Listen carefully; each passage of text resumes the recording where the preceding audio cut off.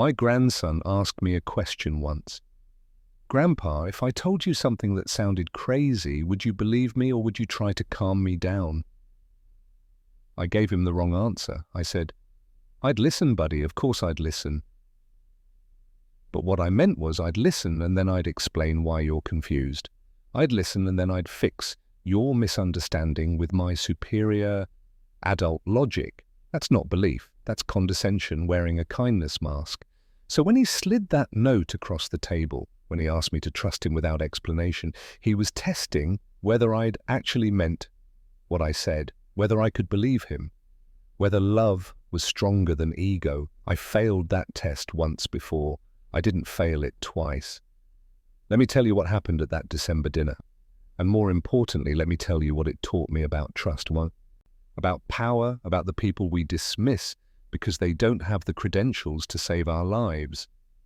Because my grandson, a 12-year-old kid who still asks me to help him with his math homework, saved mine. And he did it by asking me to do the hardest thing a man my age can do. Surrender control to someone who isn't supposed to know better than me. This isn't a heartwarming story about a smart kid.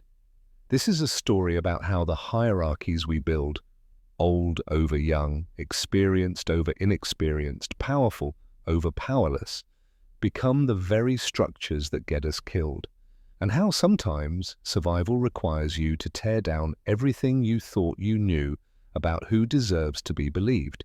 So here's what I want you to understand before we go any further. You think you know what trust means.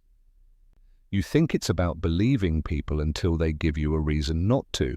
You think it's about earned credibility, track records, consistency, proof. But that framework falls apart completely when someone without credentials tries to save your life. When the least powerful person in the room sees what the most powerful people miss. This video isn't about my grandson being a hero, though he was. It's about the cognitive traps that almost killed me. The trap of social obligation. The fear of embarrassment that keeps you in dangerous rooms. The trap of generational hierarchy.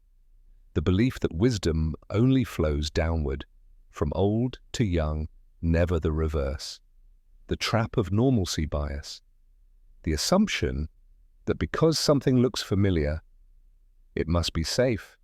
Most advice about intuition tells you to trust your gut. But what if your gut has been trained to ignore red flags? What if politeness has become a survival threat? What if the people trying to warn you don't have the language or authority to make you listen? Here's the reframe, and I need you to really hear this.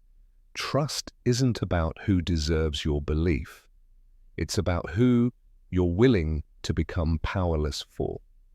It's about whether you can let someone with less status, less experience, less age guide you into the unknown without demanding they prove themselves first. That's not trust, that's surrender.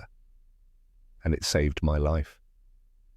By the end of this, you're going to understand the exact difference between listening and believing, and why one is completely useless without the other. You're going to learn how to recognize when social scripts are putting you in danger. You're going to see the 3 questions my grandson answered in his head before writing that note, and how they reveal a form of intelligence we've completely forgotten how to value. And you're going to walk away with a practice for dismantling your own authority when someone powerless is trying to protect you. This isn't a heartwarming grandpa story. This is a manual for staying alive when everything looks fine. So let me take you back to December 18th, to a dinner table that looked like every other dinner table I'd sat at for 70 years. To the moment a child's handwriting on a crumpled napkin became the only thing standing between me and a plan I didn't even know existed. It was cold that night. The kind of cold that makes you grateful for warm houses and full tables. My daughter's place. She'd been hosting our family Christmas dinner for 3 years now, ever since her mother, my wife, passed. It had become a tradition. The extended family.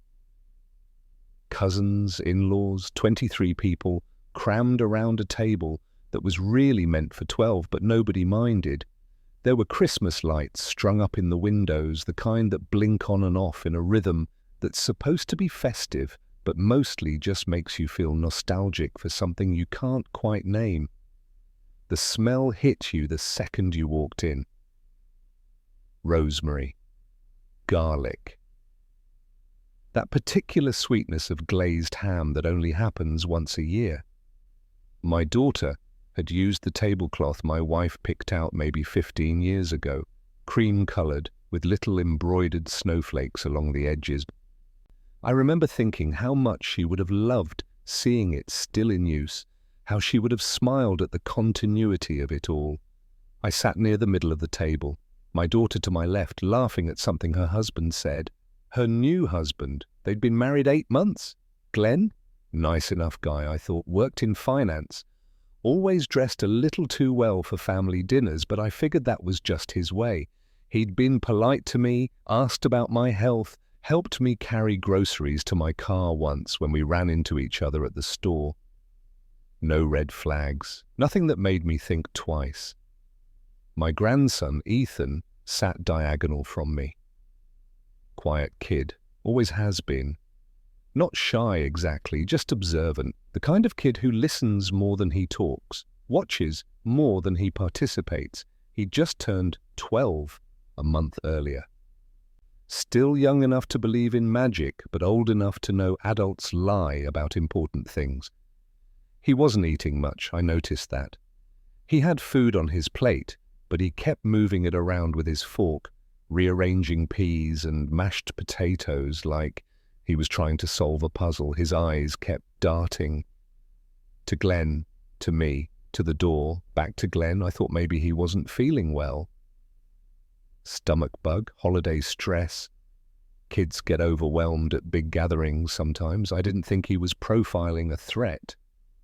The conversation at the table was exactly what you'd expect. Someone's new job, someone's vacation plans, political jokes that half the table laughed at and the other half pretended not to hear.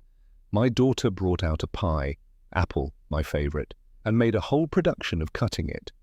Glenn poured wine for the adults. Sparkling cider for the kids. Everything was warm, everything was bright, everything was fine. And then Ethan's hand slid across the table. It wasn't dramatic, it wasn't obvious. Just a kid's hand, small and pale, pushing a folded napkin toward me like he was passing me the salt. I almost didn't see it, almost let it sit there, unopened because I was mid-conversation with my niece about her college applications, and I didn't want to be rude, but something made me look at him. Maybe it was the way his hand trembled when he pulled it back. Maybe it was the way his face stayed perfectly still, like he was working very hard to look like everything was normal. I don't know. But I looked, and he mouthed 2 words. Please, Grandpa. I picked up the napkin, unfolded it under the table out of sight, and I read 6 words written in blue pen. The handwriting shaky, like it had been written in a hurry, or under pressure, or both. Pretend you're sick. Leave now. That's it. No explanation, no context, just an instruction. And my brain did what every adult brain does when a child tells them something that doesn't make sense. It started generating reasons why the child was wrong. Maybe he was pulling a prank. Maybe he wanted to leave early and thought, if I faked being sick, he could hitch a ride. Maybe he was testing me, seeing if I'd actually do something ridiculous just because he asked. 12-year-olds do weird things. Maybe this was one of them. But I looked at his face again, and there was no mischief there, no smirk, no expectation of a joke, just fear, pure, unfiltered fear, disguised behind a smile he was holding in place for everyone else at the table. And I had a choice. I could dismiss it, crumple up the napkin, give him a look that said, "We'll talk about this later," and go back to my pie. That would have been the reasonable thing to do. The adult thing to do, the thing that preserved my dignity and didn't make a scene in front of 23 people who were having a lovely time. Or I could trust him. without evidence, without explanation, without understanding. I could believe that this child, who couldn't vote, couldn't drive alone at night, couldn't legally buy a lottery ticket, saw something I didn't, knew something I couldn't, and needed me to act on it immediately. That's not a small ask. That's not listen to your kids. That's ego death at a dinner table. I felt my heartbeat in my throat. The room suddenly felt louder. Someone laughed, I don't even know who, but it sounded distorted, like I was underwater. My daughter was cutting another slice of pie. Glenn was refilling his glass. The Christmas lights blinked on and off. Everything looked normal, everything looked safe. But my grandson's eyes were screaming. And I made a decision. I put my hand on my chest. I let my face go slack, just a little. And I said, loud enough for the table to hear, "I don't feel well." The room shifted. Conversations stopped mid-sentence. My daughter's face went pale. She was next to me in seconds, hand on my shoulder, asking what was wrong. Glenn stood up, already reaching for his phone. Someone said something about calling an ambulance. The noise escalated fast, and Ethan was already moving. He grabbed my coat from the rack near the door. He said, Calm and clear in a way that didn't match his age. "I'll drive him to urgent care. I just got my license. It'll be faster than waiting." There was a pause. My daughter hesitated. Glenn said, "Are you sure? Maybe we should." But I cut him off. I said, "I trust him. Let's go." I didn't even know what I was trusting him with. I just knew I had to. Ethan helped me stand. I sold the performance, hand on my chest, slight stumble, breathing just a little too fast, enough to be believed, but not so much they'd physically stop me from leaving. My daughter kissed my forehead, told me to call her as soon as I knew anything. Glenn offered to come with us. Ethan said, "It's okay, I've got him." And we walked out. Into the cold, into the dark, into his beat-up Honda Civic that smelled like fast food and teenage boy. He opened the passenger door for me. I got in, he closed it, walked around to the driver's side, got in, put his hands on the wheel, and then he just sat there. Shaking, I said, "Ethan, what's going on?" He said, "John, drive to the end of the block, then I'll tell you." So I didn't push. I let him pull out of the driveway. I watched my daughter's house shrink in the side mirror, the Christmas lights still blinking, the warm glow of the windows making it look like a Thomas Kinkade painting. Safe, innocent, normal. We parked under a streetlight at the end of the block. The neighbors had candy canes lining their walkway, inflatable snowmen in the yard. Everything still looked like December, like tradition, like nothing was wrong. Ethan turned off the engine, put his hands in his lap, and he started crying, not loud, not dramatic. Just silent tears running down his face while he stared straight ahead at the dashboard. And I realized this kid had been holding everything together for God knows how long, and he'd finally run out of strength. I said, "Ethan, talk to me." And he did. He told me he'd been listening for 3 weeks. That's how it started, just listening. His stepfather, Glenn, had been taking a lot of phone calls late at night, in his office with the door closed.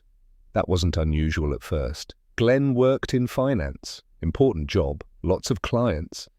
But Ethan's room was right above the office, and the walls in my daughter's house aren't great.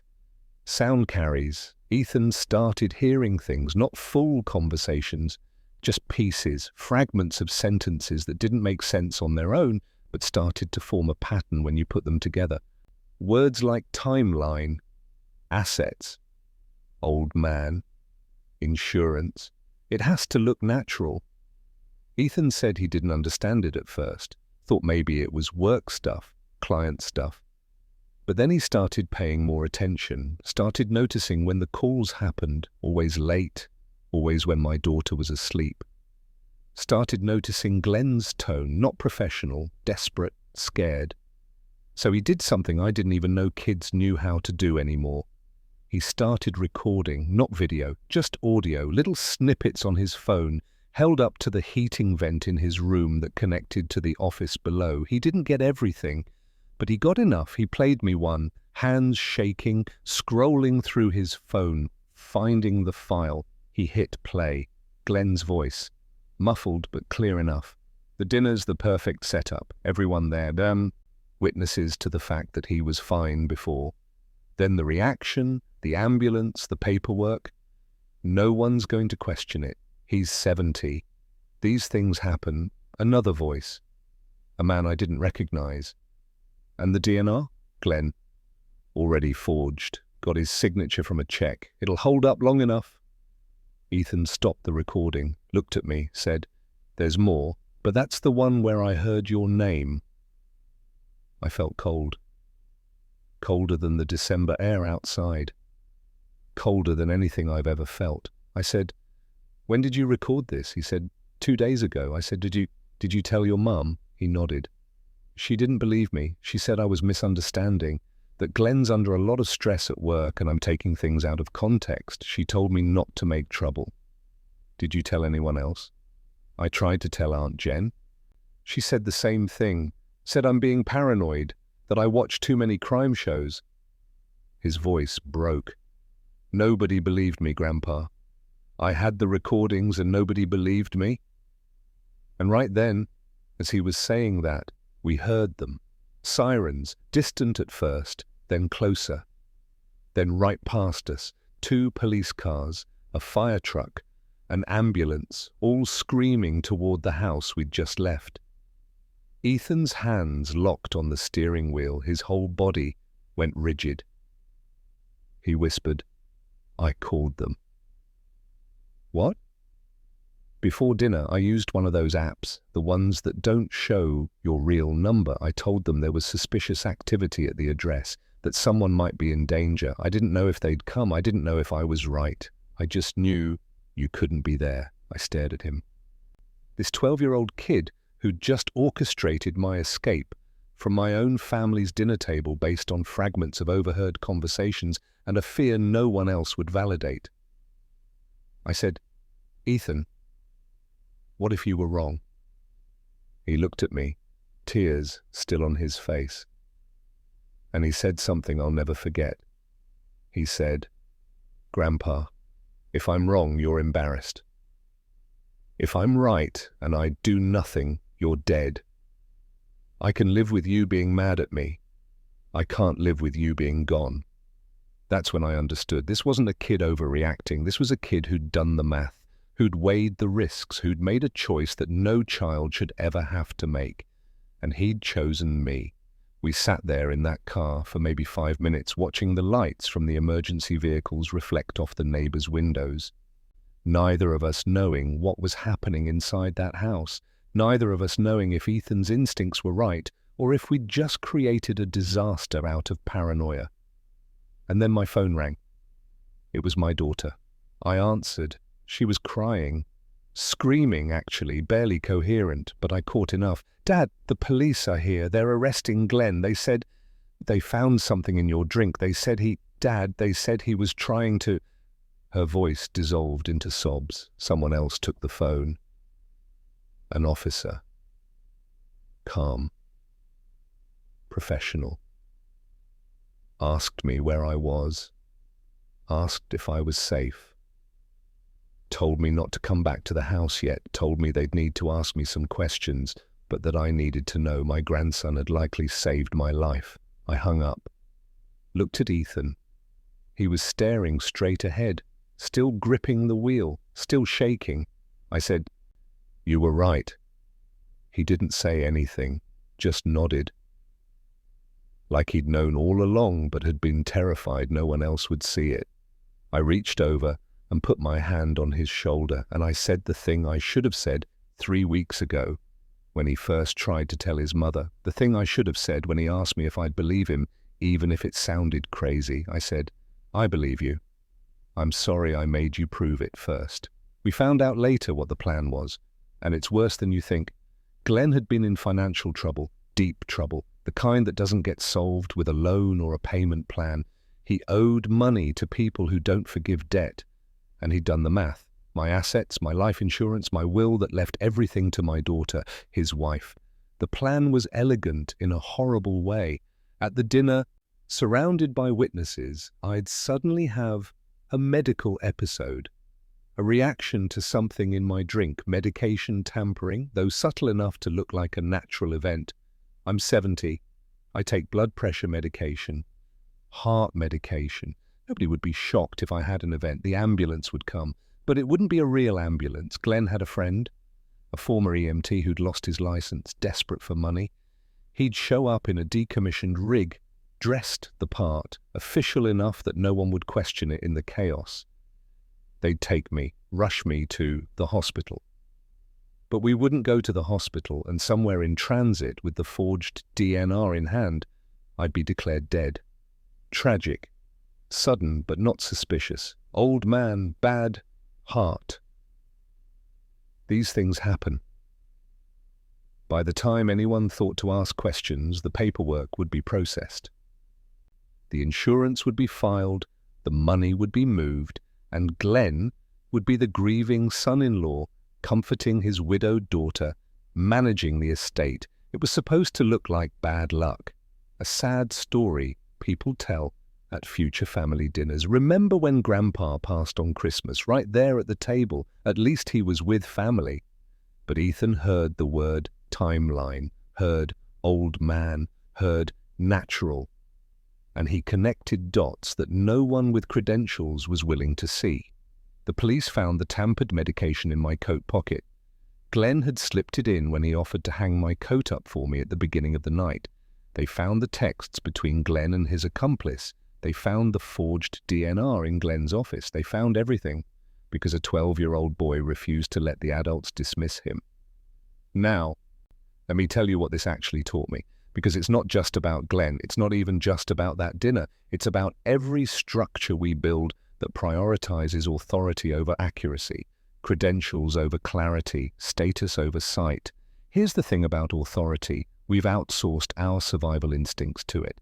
For most of human history, that made sense. In tribal environments, the elders held the survival knowledge. They knew which plants were poisonous, which animals were dangerous, which paths led to water.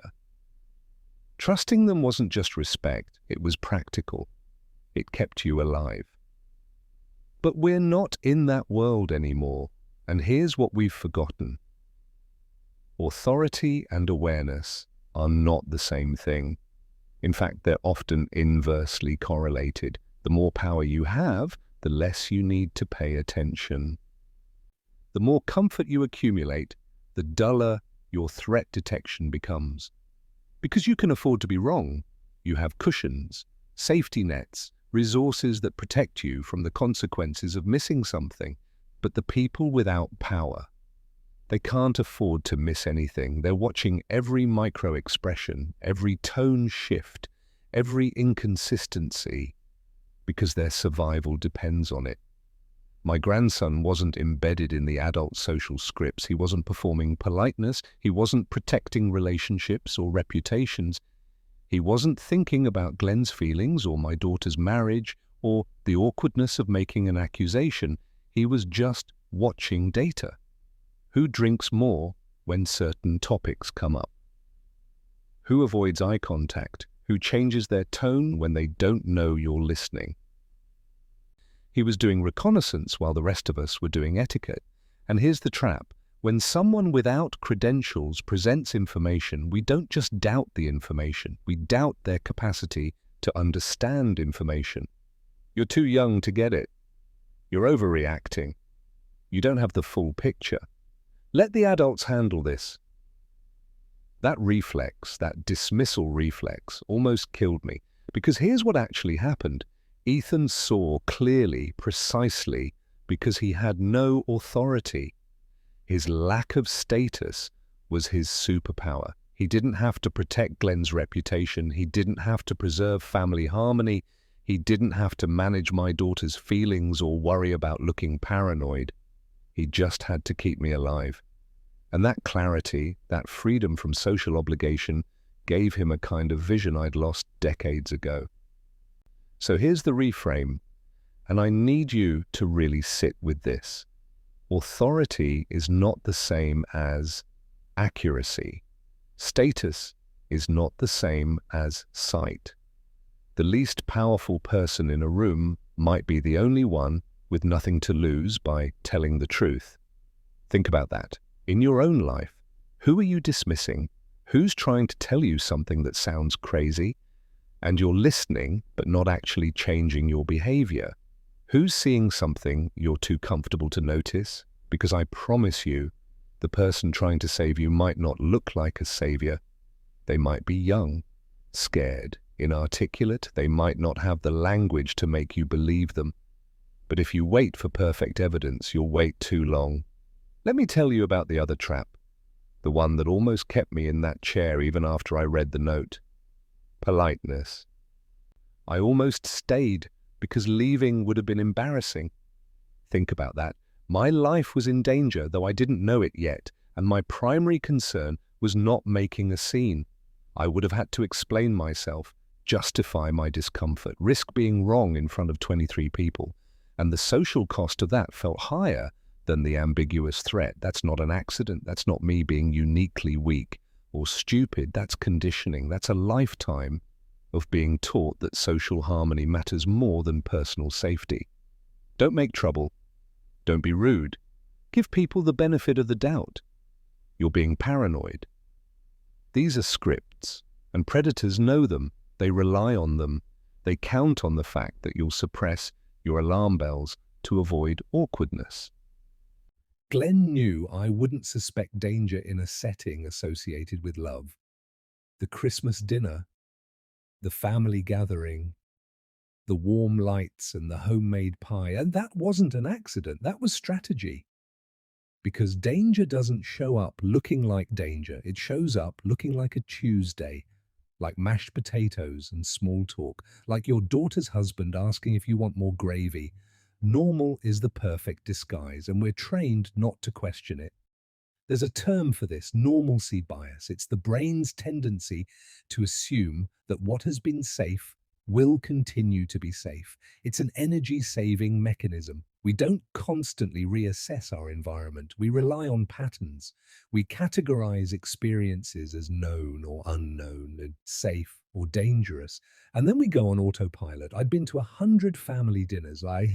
They all look like this one. So my brain categorized it as known and safe before I even walked in the door. I wasn't scanning for danger because the setting didn't trigger alarm. And that's exactly why it was the perfect trap. Here's what I need you to understand. Familiar is not the same as safe. Routine is not the same as trustworthy.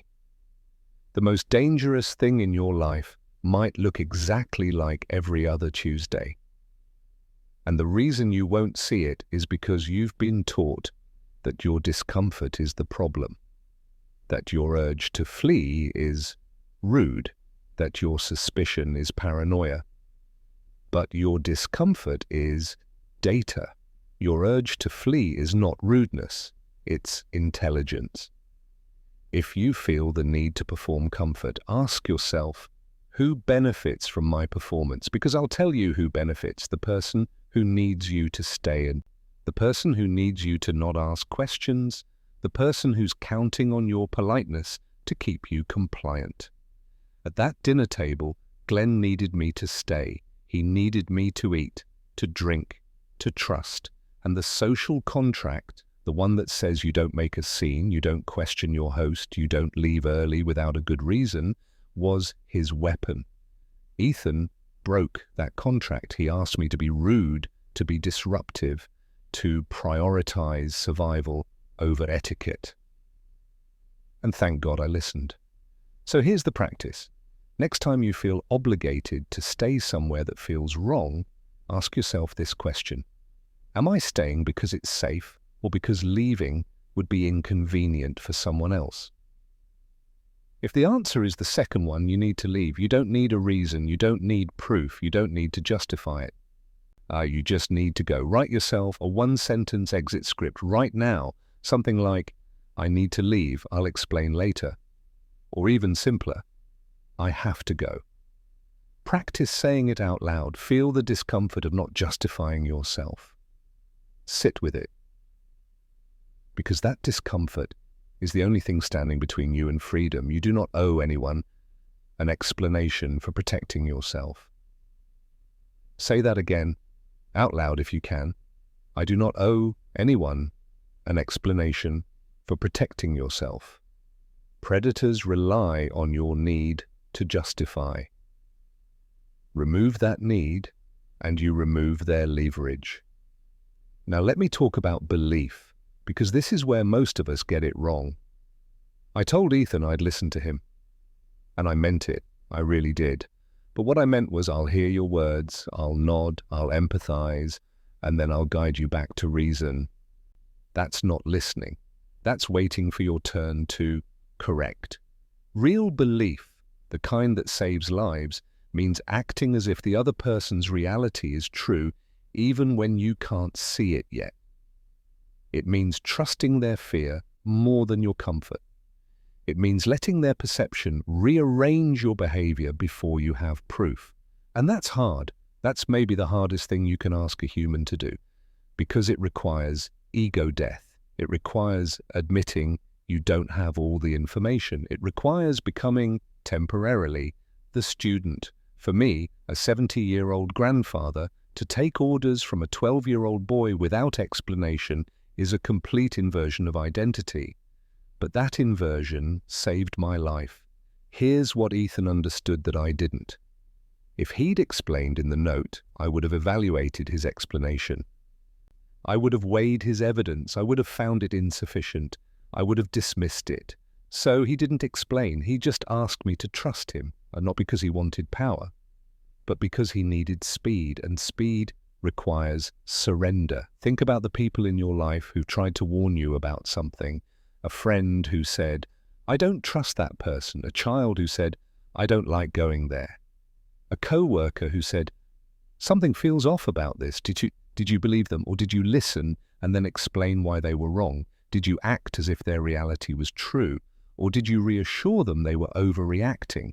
Because here's the thing, most of the time, when someone tells you they're uncomfortable, you respond with comfort.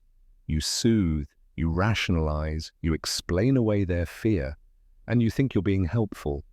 You think you're being the calm, rational one, the adult in the room. But what you're actually doing is teaching them that their instincts don't matter, that their perception is less valid than your logic, that they should doubt themselves and trust you instead. And sometimes that teaching kills them. I'm not being dramatic, I'm being literal.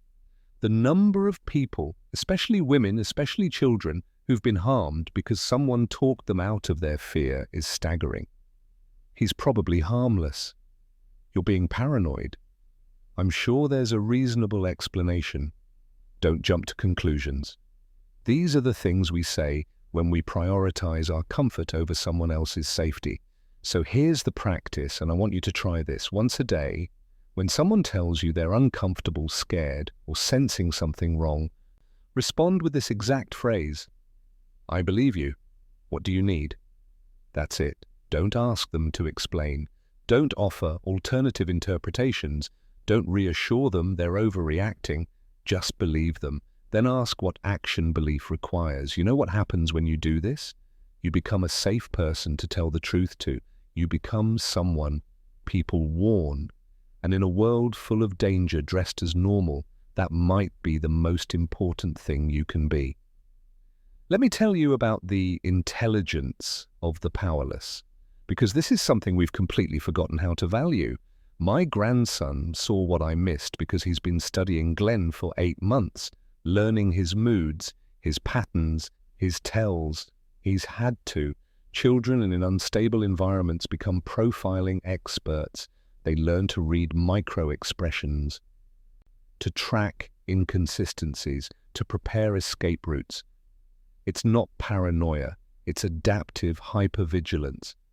And it's a form of intelligence that doesn't show up on report cards. Ethan can't solve a calculus equation. He doesn't know who wrote the Federalist Papers. He can't name all the presidents in order. But he can tell you when an adult is lying based on the pitch of their voice. He can tell you when a room is about to become dangerous based on who's drinking and who's gone quiet. He can tell you which exit to use based on who's standing where. That's survival intelligence, and we dismiss it because it doesn't come with credentials. But here's the truth: the less safe you are, the more you notice. The more you notice, the earlier you see what's coming. This applies to anyone without structural power. Women in male-dominated spaces who can read a room in seconds and know who's a threat. Employees under volatile bosses who can predict an outburst 3 sentences before it happens. Immigrants navigating new systems who notice patterns citizens take for granted. Marginalized people are oracles, not because they're magical, but because they can't afford to be wrong. And what do? We call them overly sensitive, dramatic, paranoid. We mistake their accuracy for anxiety. I did that. For 70 years, I walked through the world assuming that my perspective, the perspective of a financially secure, socially respected, older white man, was the most accurate one in the room. And it almost got me killed, because I didn't have to notice. I had the privilege of obliviousness. I'd spent decades not having to look over my shoulder, not having to track who was drinking too much or who was avoiding eye contact or who changed their story between Tuesday and Thursday. I was slow, dull, comfortable. And my grandson, who spent his whole life learning to read adults because his safety depends on it, was sharp. So here's the reframe. Don't mistake someone's lack of credentials for lack of perception. Don't assume that because someone can't articulate their fear in language you find convincing, their fear is invalid. Often the people we dismiss as overly sensitive are the ones reading the room accurately. They just can't afford to wait for proof. Here's the question my grandson asked himself. 3 questions, actually, and they turned fear into strategy. They turned a child into a guardian. After everything settled, after Glenn was arrested, after the police took statements, after my daughter's world fell apart and we started trying to piece together what happened, I asked Ethan, "How did you know what to do?" And he told me he asked himself 3 questions. Question 1. What's the worst thing that happens if I'm wrong? He walked me through his logic. If he was wrong, if he'd misunderstood the phone calls, if Glenn was innocent, if this was all a terrible misinterpretation, then what? I'd be embarrassed. He'd be in trouble. Glenn would be offended. My daughter would be angry. But we'd both be alive. The cost of a false alarm was manageable. Uncomfortable, yes. Humiliating, maybe. But survivable. The cost of ignoring a real threat was not. So he ran the math. I'd rather offend a guilty person than bury an innocent one. That's not a child's logic. That's clearer than most adults ever get. Question 2. Who loses if I stay silent? If he said nothing and he was right, I'd be hurt, maybe killed. If he said something and he was wrong, Glenn's feelings would be hurt. He looked at those 2 outcomes and made a choice. My life mattered more than Glenn's reputation. Again, how many adults do you know who would make that choice? How many of us stay silent because we don't want to offend someone? Because we don't want to ruin someone's name? We protect reputations over bodies. We protect comfort over truth. Ethan didn't. Question 3. Can I live with myself if I don't act? This is the moral clarity question. He told me he imagined a future where he did nothing, where he dismissed his instincts, told himself he was being paranoid, and stayed quiet. And then he imagined my funeral, imagined standing there knowing he'd sensed danger and done nothing. That future haunted him more than any present consequence, so he acted. These 3 questions converted terror into strategy. They gave him a framework for making an impossible choice. And here's what I want you to do. Write these questions down. Put them somewhere you'll see them. Because the next time you sense something is wrong but can't prove it, the next time someone tells you you're overreacting, that you don't have enough evidence, that you're jumping to conclusions, ask yourself these 3 questions. What's the worst thing that happens if I'm wrong?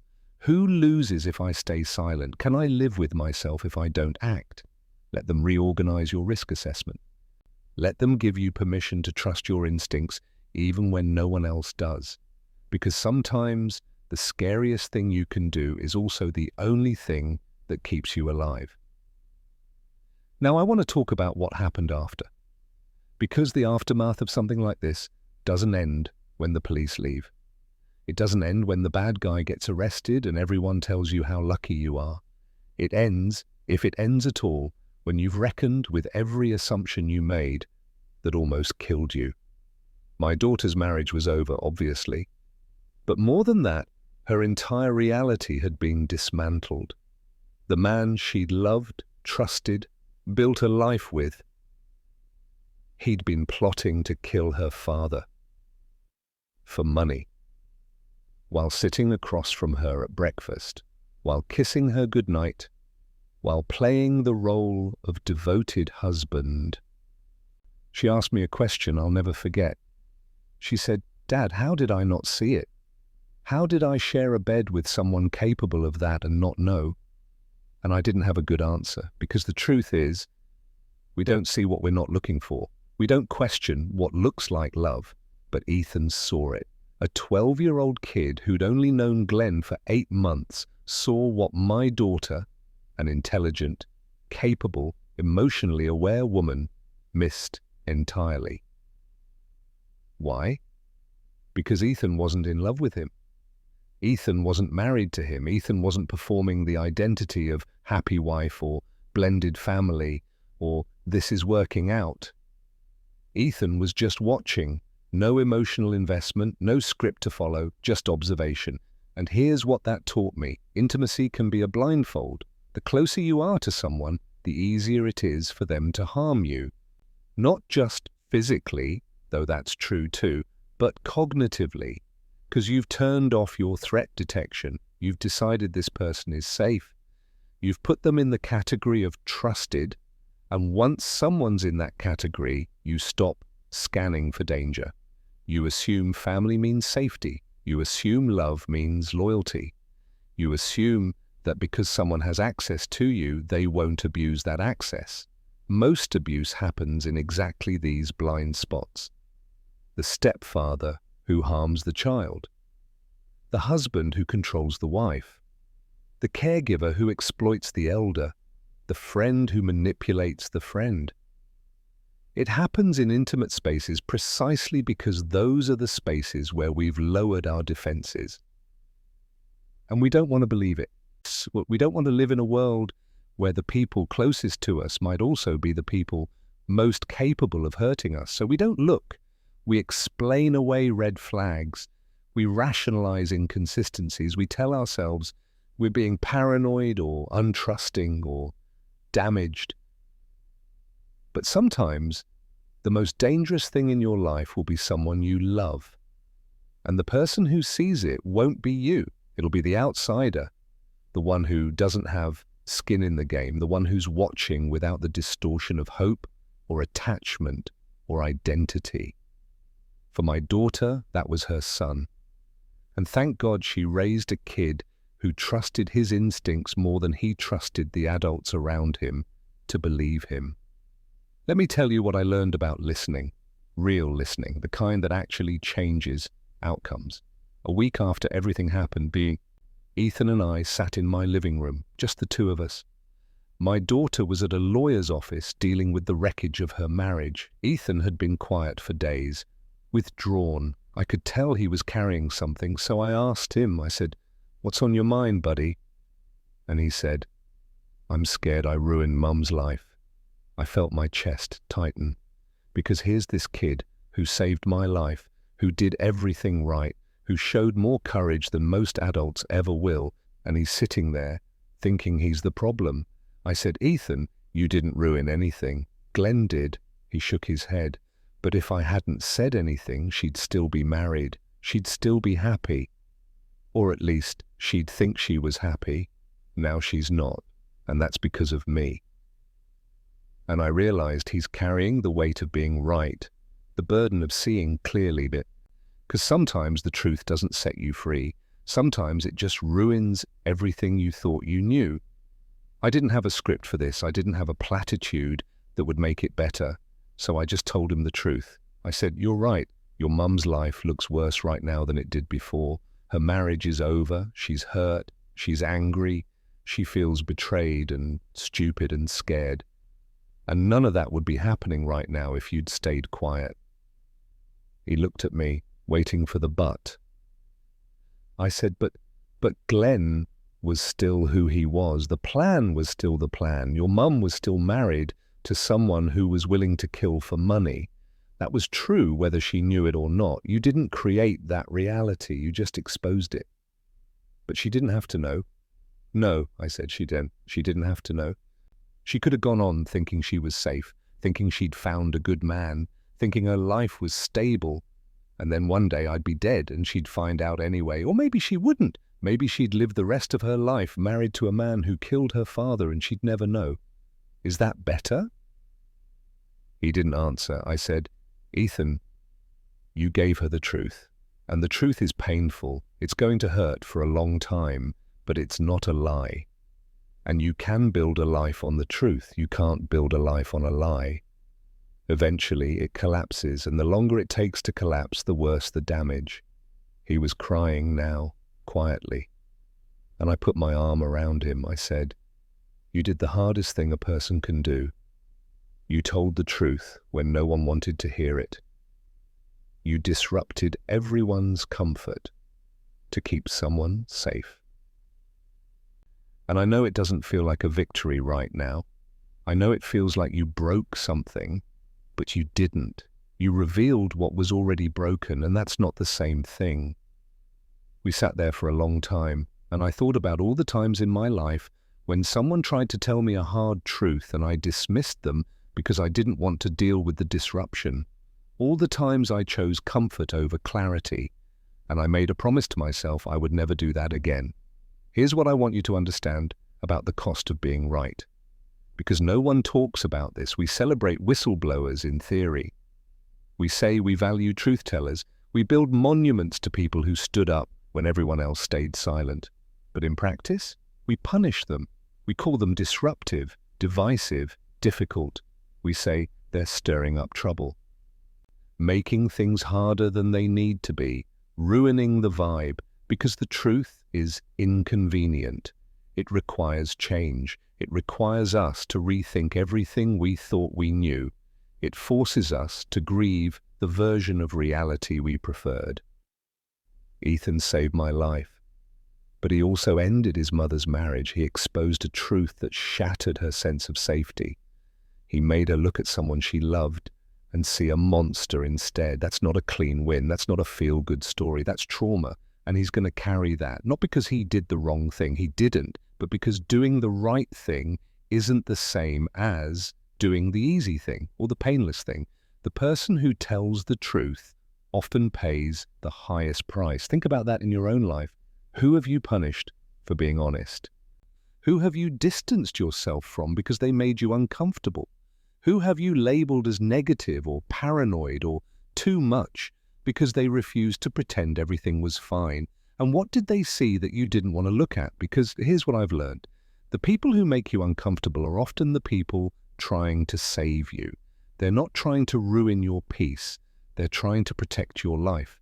And if you silence them, if you dismiss them, if you make the cost of truth-telling so high that they stop trying, you don't get peace. You get danger dressed as comfort. You get a December dinner where everything looks fine until it isn't. Let me give you some practices, actual, concrete things you can do, because philosophy is useless if it doesn't change behavior. Practice 1, the trust audit. Here's what you do. Get a piece of paper, write down the names of 3 people in your life who have less structural power than you. That could be a child, a younger colleague, someone with less education, someone from a marginalized group, someone who works for you, someone who's financially dependent on you. Next to each name, write one thing they've tried to tell you in the past 6 months that you listened to but didn't act on. Maybe your kids said they didn't want to go to someone's house and you made them go anyway. Maybe an employee said something felt off about a client and you told them not to worry. Maybe a friend said They didn't trust someone and you defended that person. Write it down, all of it. Now ask yourself, what would change if I acted as though they were right? Not what if they're right? What if I acted as though they were right, even if I'm not sure? What would I do differently? What conversation would I have? What boundary would I set? What situation would I exit? Write that down too. Now, here's the hard part. Pick one, just one. Revisit that conversation. Go back to that person and say, hey, you told me something a while ago, and I didn't take you seriously. I'm ready to listen now.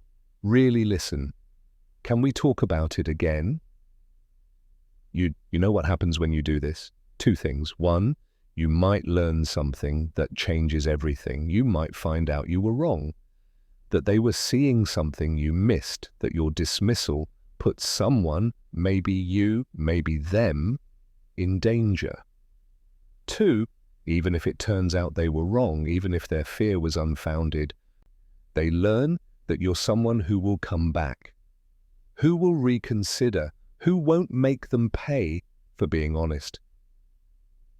And that makes you a safer person, which means they'll warn you again, next time, when it might matter even more.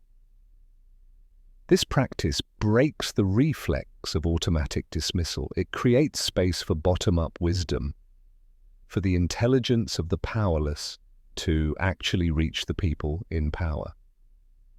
And in a world where most of us are in power over someone, even if it's just our kids, our students, our employees, that might be the most important skill you can develop.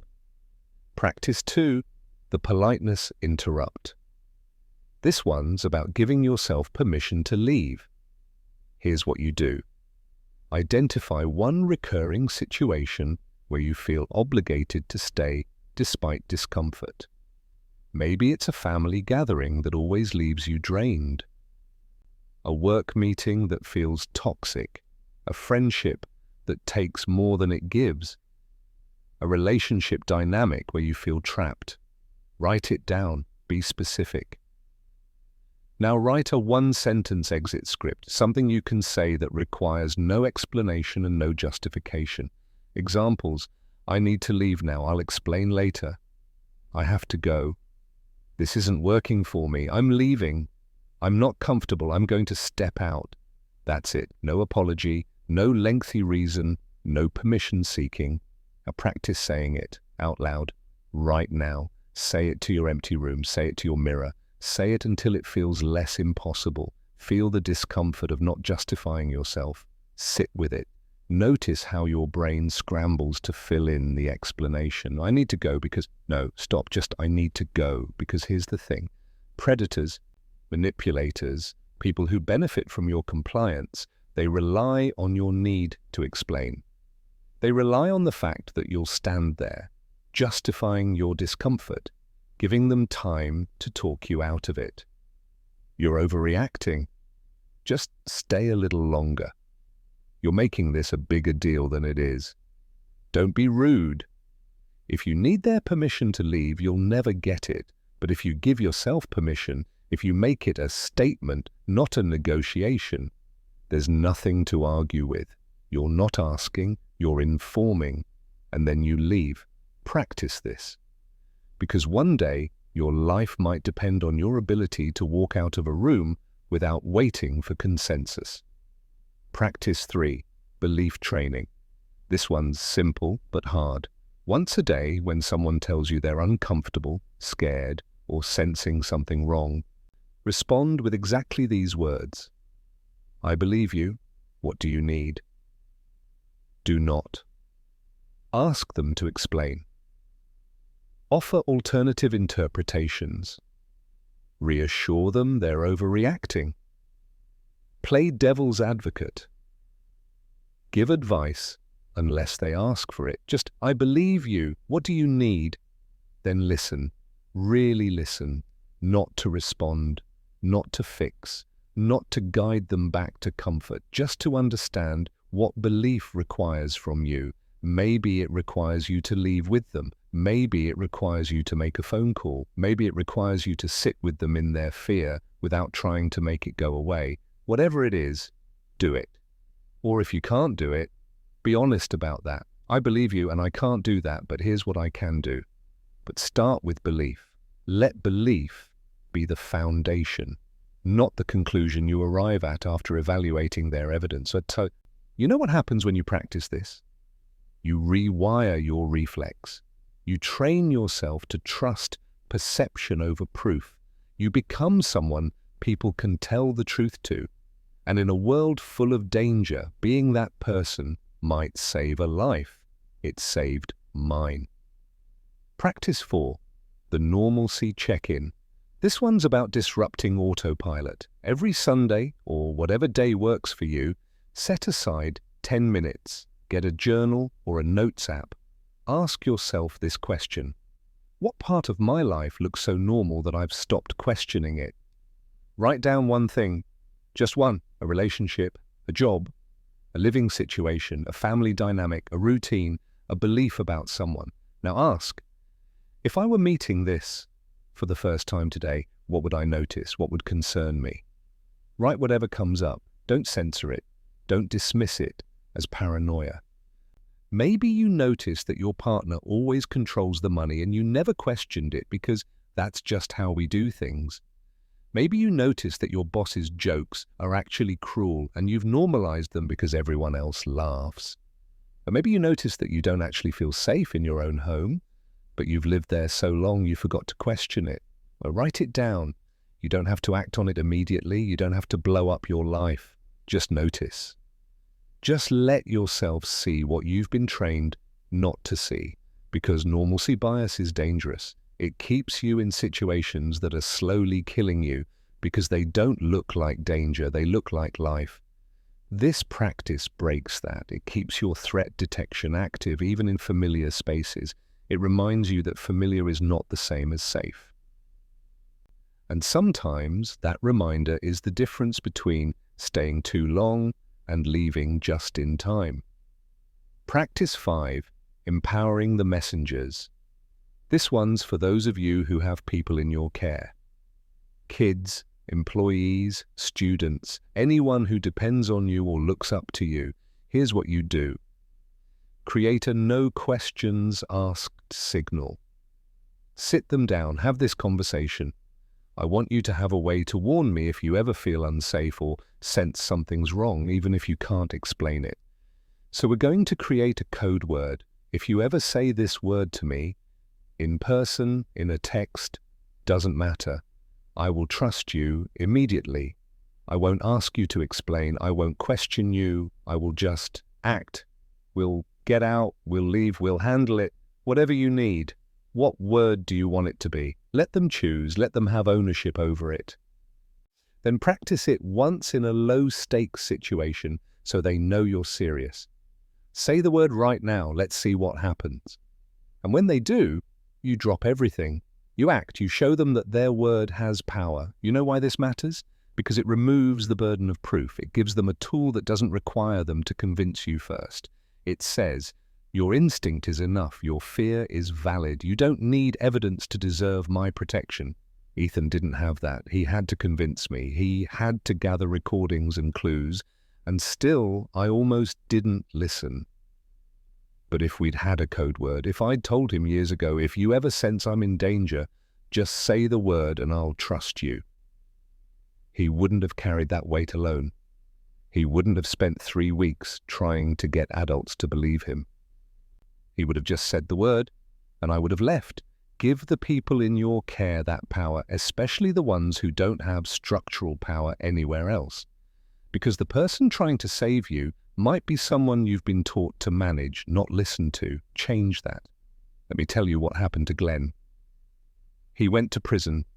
15 years for attempted murder, conspiracy, fraud, forgery. He'll be eligible for parole in 8, but my daughter wrote a letter to the parole board that she updates every year. He's not getting out early. But here's the thing, Glenn isn't a monster. That's what people want to believe, that the people who do terrible things are fundamentally different from us.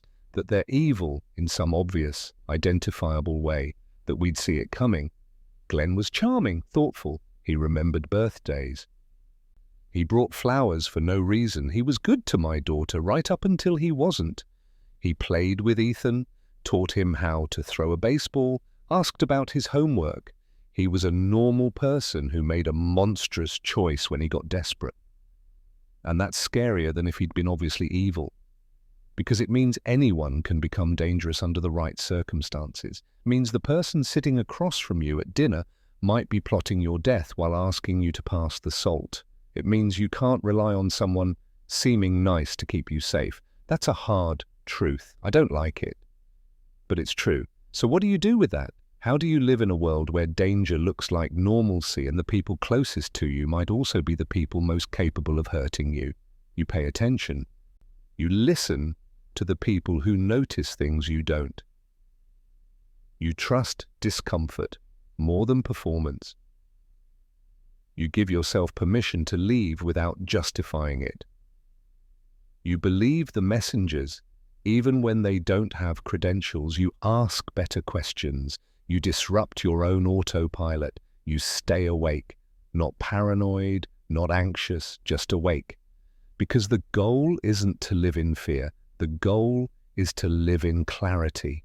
Let me talk about my daughter for a minute, because her part of this story matters too. She blamed herself for months for not seeing it, for bringing Glenn into our lives, for not believing Ethan when he first tried to tell her. She said things like, "I should have known." What kind of mother doesn't protect her own kid? What kind of daughter doesn't protect her own father? And I told her what I'm going to tell you. You can only see what you have the tools to see.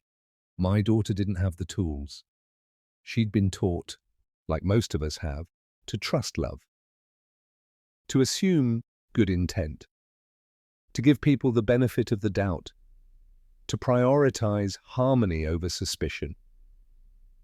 Those aren't bad tools in a safe world, but the world isn't always safe. And the problem is, we don't teach people how to toggle between trust and vigilance. We act like you're either a trusting person or a paranoid person, either naive or cynical, either open-hearted or closed off.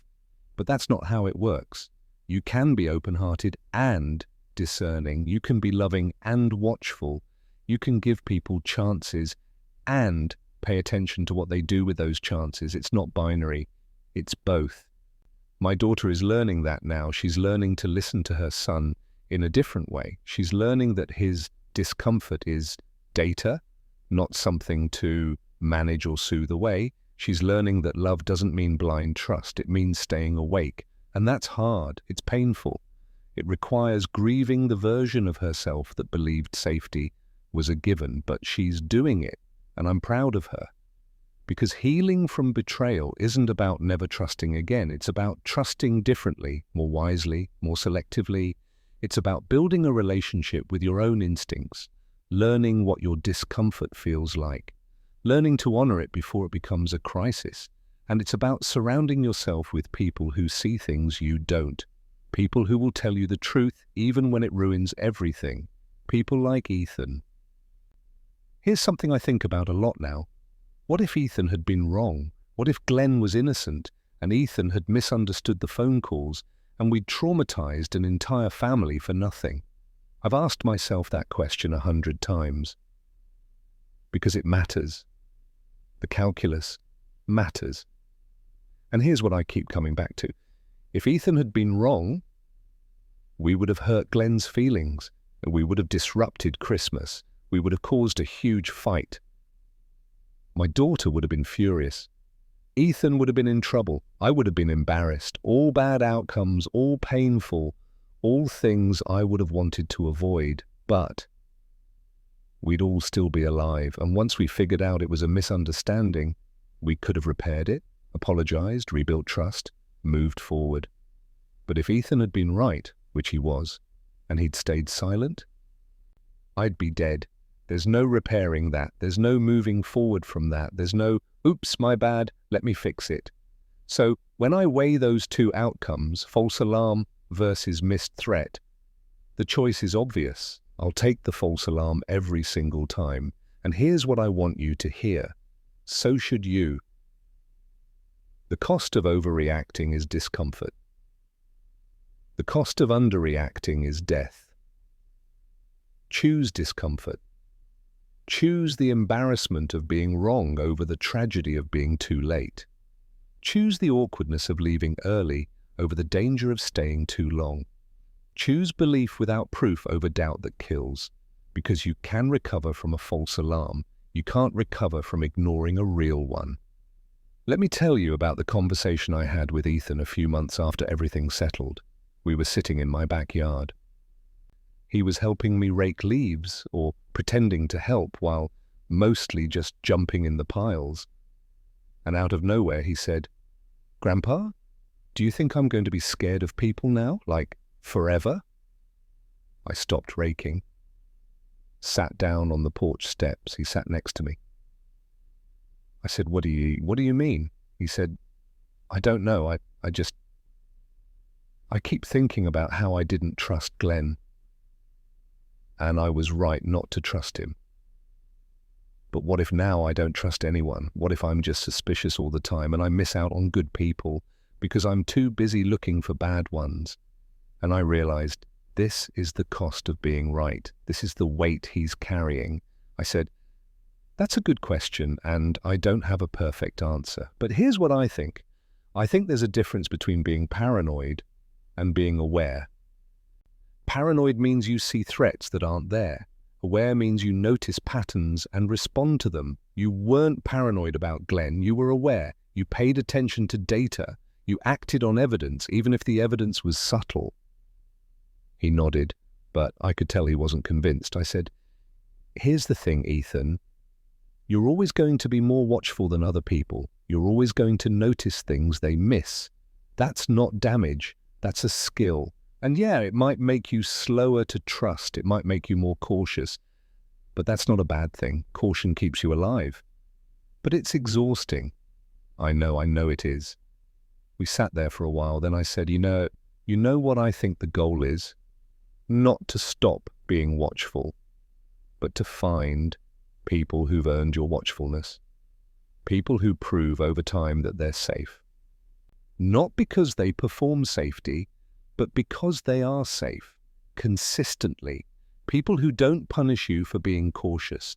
People who respect your boundaries instead of pushing against them. Those people exist, and you'll find them, but you're allowed to take your time. He looked at me. "Did you find them?" I smiled. "Yeah, I found one. He's sitting right next to me." He rolled his eyes, but he smiled too, and I thought, this kid is going to be okay. He's going to carry this, it's going to shape him, but it's not going to break him. Because the people who see danger clearly aren't broken, they're just awake. And the world needs more people who are awake.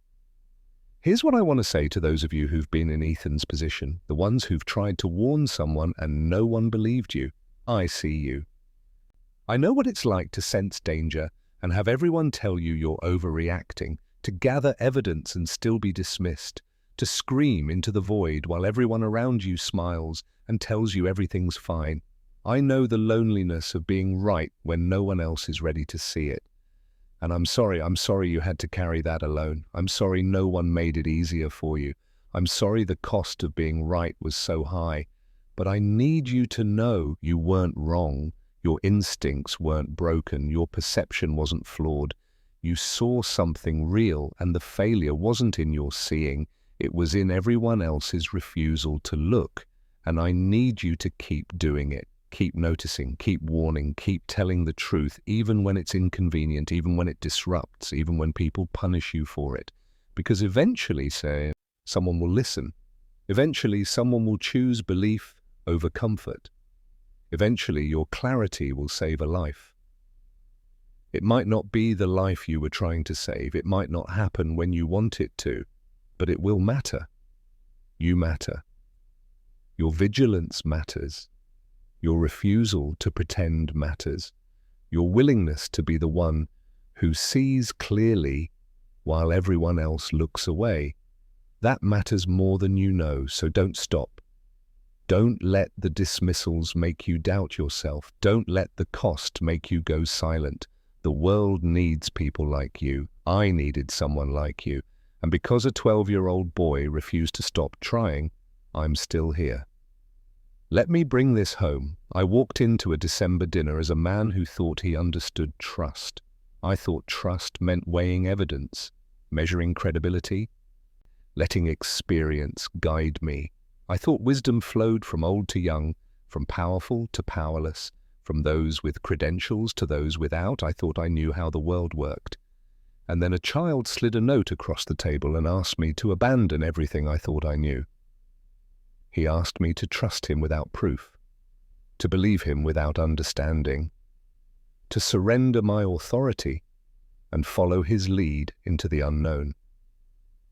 And I almost didn't do it. I almost stayed in that chair, almost dismissed his fear, almost prioritized my comfort over his clarity. But I didn't. I chose surrender over certainty. I chose belief over proof. I chose to let someone rearrange my reality before I could see the danger myself, and that choice saved my life. That 15-minute window, from the moment I read the note to the moment the sirens arrived, taught me more about survival than 70 years of living. It taught me that authority is not the same as accuracy. That status is not the same as sight. That the people trying to save you might not look like saviors. It taught me that danger hides in the familiar, that politeness can be a weapon, that the most important voice in the room might be the one everyone else is ignoring. It taught me that trust isn't about who's earned your confidence, it's about who you're willing to be powerless for. And it taught me that sometimes the only thing standing between you and disaster is a child's handwriting on a crumpled napkin and your willingness to believe it. So, here's what I want to leave you with.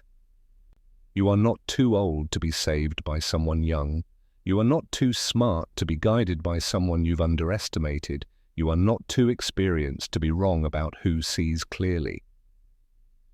The person trying to warn you might be someone without credentials, without status, without the language to make you believe them. But if you wait for perfect evidence, you'll wait too long. Trust is not a verdict. It's a surrender. It's the choice to let someone else's knowing matter more than your understanding. It's the willingness to act on belief before you have proof. It's the courage to become powerless when someone powerless is trying to protect you. And sometimes, more often than we want to admit, that surrender is the only thing standing between you and disaster. So listen to the people who notice things you don't. Believe the ones who sense danger you can't see yet. Give yourself permission to leave without justifying it. Trust discomfort more than performance. And never ever dismiss someone just because they don't have the authority to save your life. Because my grandson didn't have authority, but he had clarity, and clarity saved me.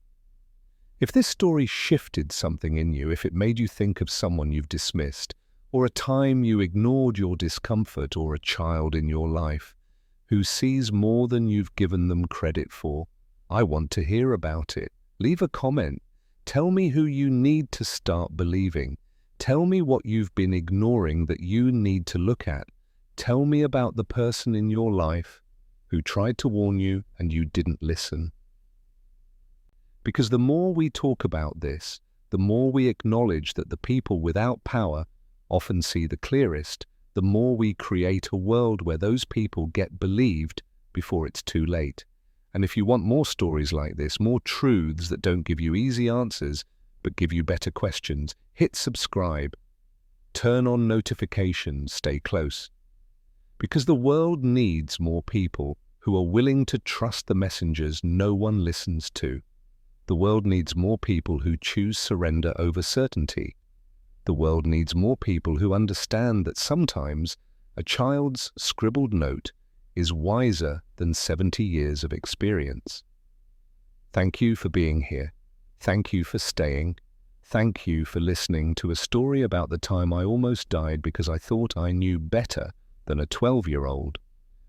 And thank you if you're someone who's ever tried to warn someone and they didn't listen. Thank you for trying. Keep trying. Eventually, someone will choose surrender over certainty. That choice saves lives. It saved mine.